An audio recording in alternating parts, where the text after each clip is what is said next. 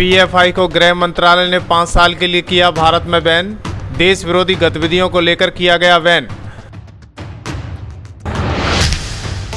देश में बाहर से फंडिंग कर युवाओं को बनाया जा रहा था आतंकी।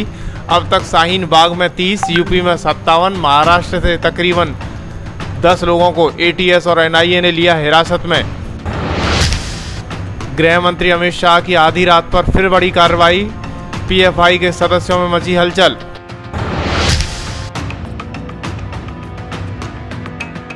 केंद्र की नरेंद्र मोदी सरकार ने पॉपुलर फ्रंट ऑफ इंडिया और उसके सहयोगियों और तमाम मोर्चों को गैर कानूनी करार घोषित कर दिया है। केंद्र ने इन सभी पर 5 साल का बैन लगाया है। केंद्र सरकार ने इसे आधिकारिक गजट में भी प्रकाशित किया था। पीएफआई को बैन करने की तैयारी पहले से शुरू कर दी गई थी। इसके बाद गृह मंत्रालय ने यह आदेश जारी किया है। मंगलवार को पीएफआई पर केंद्र सरकार का एक्शन जारी रहा।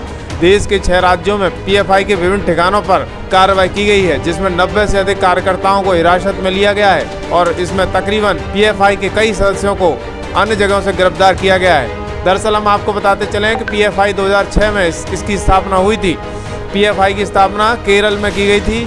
वह भारत में हाशिए पर पड़े वर्गों के सशक्तिकरण के लिए नव सामाजिक आंदोलन चलाने का दावा करते हैं। हालांकि सुरक्षा एजेंसी का दावा है कि पीएफआई कट्टर इस्लाम का प्रचार कर रहा है। इस संगठन की स्थापना केरल में की गई थी। इसका मुख्यालय दिल्ली में भी है।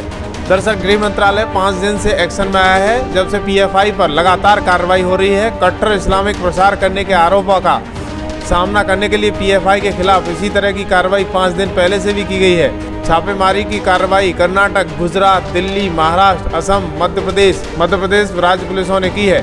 एनआईए की अगुवाई में विभिन्न एजेंसियों की टीमों ने 22 सितंबर को देश में आतंकवादी गतिविधियों का समर्थन करने के आरोप में पीएफआई के खिलाफ 15 राज्यों में छापामार कार्रवाई की थी और इसके बाद 106 नेताओं और कार्यकर्ताओं को गिरफ्तार किया था। एनआईए पीएफआई से जुड़े 19 मामलों की जांच कर रही है।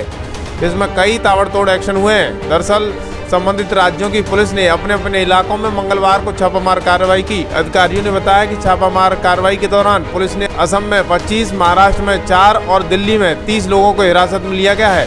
वहीं मध्य प्रदेश में 21, गुजरात में 10 लोगों को और कर्नाटक में कई लोगों को हिरासत में लिया गया है। इसी के साथ साथ यूपी में भी कई लोगों को गिरफ्तार किया गया है।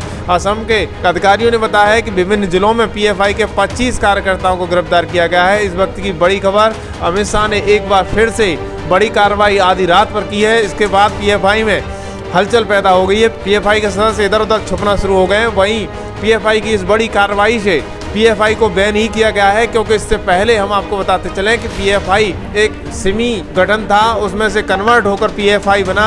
वहीं बहुत सारे गठनों से मिलकर ये पीएफआई बनाया गया, जो पॉपुलर फ्रंट ऑफ इंडिया के नाम से पूरे भारत में अपनी अपनी जगह जगह प्रचार कर रहा था। कोरोना काल में भी इसके द्वारा चिट फंड के माध्यम से पैसा इकट्ठा किया गया। वहीं आतंकवादी गतिविधियों में भी, देश विरोधी गतिविधियों में इन पैसों को लगाया गया। इस वक्त की बड़ी खबर आप देख रहे हो खबर एक्सपर्ट पर। गृह मंत्री अमित शाह ने आधी रात पर बड़ी कार्रवाई की है, जहां पीएफआई को 5 साल के लिए बैन किया है। इसके कई सदस्यों को पूरे भारत में जगह जगह से गिरफ्तार किया है और ये कार्रवाई यूएपीए के तहत की गई है। यूएपीए यानी एक ऐसा कानून जिसके अंतर्गत कोई भी व्यक्ति अगर देश विरोधी गतिविधियों और आतंकवादी गतिविधियों में लिप्त रहता है और देश में कभी भी कोई भी बड़ा घटना करने के अंजाम में रहता है, ऐसी स्थिति में यूएपीए के अंतर्गत कार्रवाई की जाती है। उसी के तहत आज यूएपीए की धारा 3 के अंतर्गत बड़ी कार्रवाई की गई है, जिसमें देश विरोधी गतिविधियों में लिप्त पीएफआई को 5 साल के लिए भारत सरकार ने बैन किया है।